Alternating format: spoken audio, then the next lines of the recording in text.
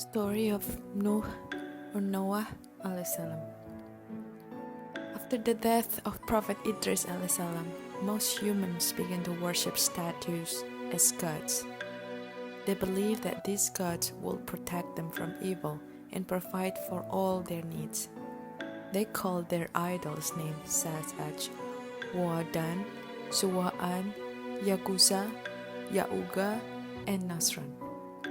These idols symbolize many strength, flexibility, beauty, brute strength, speed, keen eyesight, and insight. The names of these idols were originally the names of 5 righteous men. The 5 men was respected because of their justice and pity. When the 5 men died, the people cried and lamented their death. One day, the devil came in the form of a man and took advantage of the situation. He said to them, "Do you want me to make statues that resemble these 5 wise men? That way you will always remember them."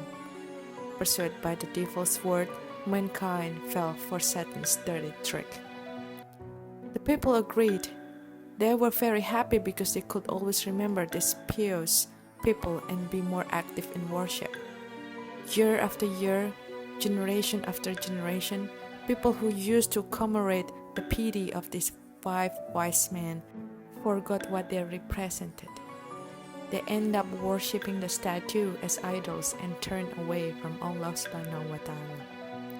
It was at this time that Allah subhanahu wa ta'ala sent Prophet Noah alayhi salam to guide people back to the way of Allah.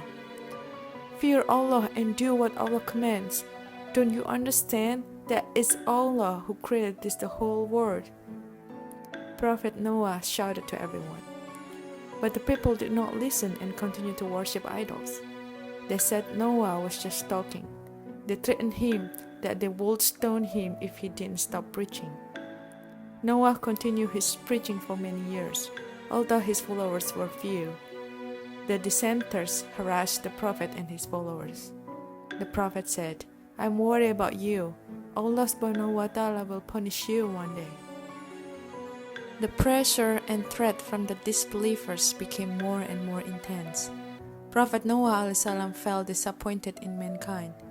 Noah's followers were decreasing, only 80 people, while the numbers of disbelievers continued to grow.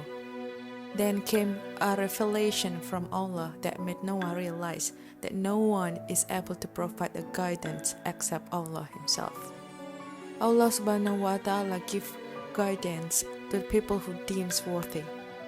Finally, Prophet Noah alayhi salam begged Allah to send punishment to the disbelievers. Allah said to the Prophet, "You have done what you asked to. I'm going to punish all the people on the earth for their wrongdoings. Everyone on earth is going to die, except the believers and the animals." Allah asked the Prophet to start building a huge ship that can accommodate a pair of every animal on this earth. The Prophet Noah alayhi salam was confused. He didn't know how to build a ship, and no one had ever made a ship before. And then Prophet Noah alayhi salam began to build a ship with the help of his followers. The ship was 300 cubits or 133 meters long, 50 cubits or 22 meters wide, and 30 cubits or 13 meters high.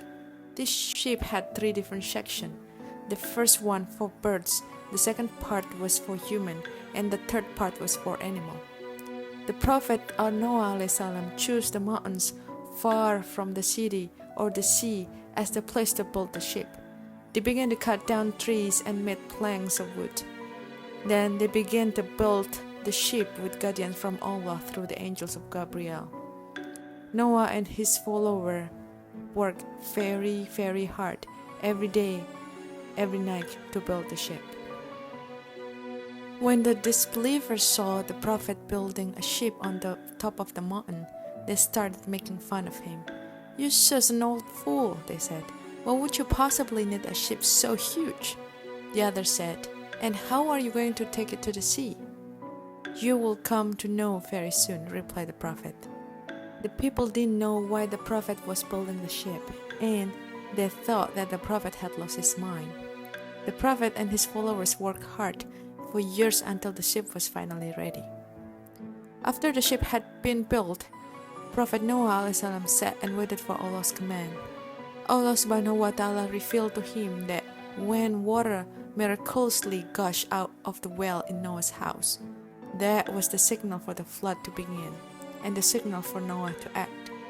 Not for long, the terrible day arrived when the kitchen in Noah's house overflowed. Noah rushed to open the ark and call for the faithful.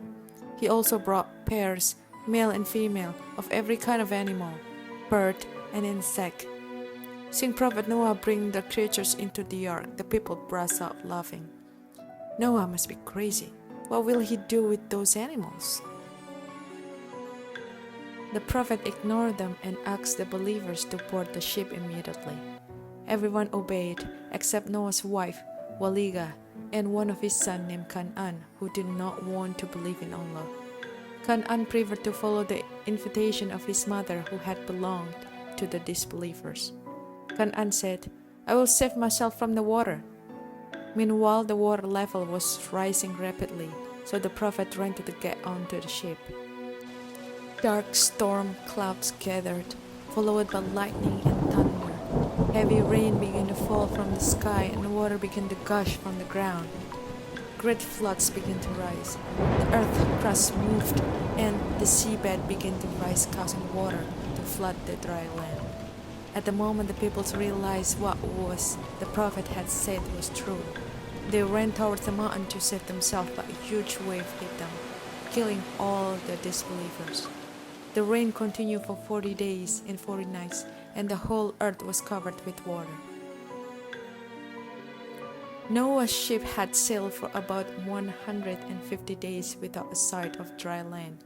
The prophet decided to send a crowd to see if it could find land in another area, but the crowd did not return at all. The prophet sent a dove with the same mission. After a few days, it returned with an olive branch in its beak. The prophet and the believer were very happy because they knew they were close to land. The ship sailed on for some time. After sailing for more than 150 days, they reached the top of Mount Judi, where the ship stopped moving. By the command of Allah, the weather on earth became calm again, the waters began to recede, and the land became dry in the sun. The flood had cleansed the earth of disbelievers. Prophet Noah ﷺ released all the birds and all the animals to return to roam the earth. Finally, all the believers got off the ship. Noah and the believers put their forehead to the ground and prostrate themselves, and there was a new beginning for mankind.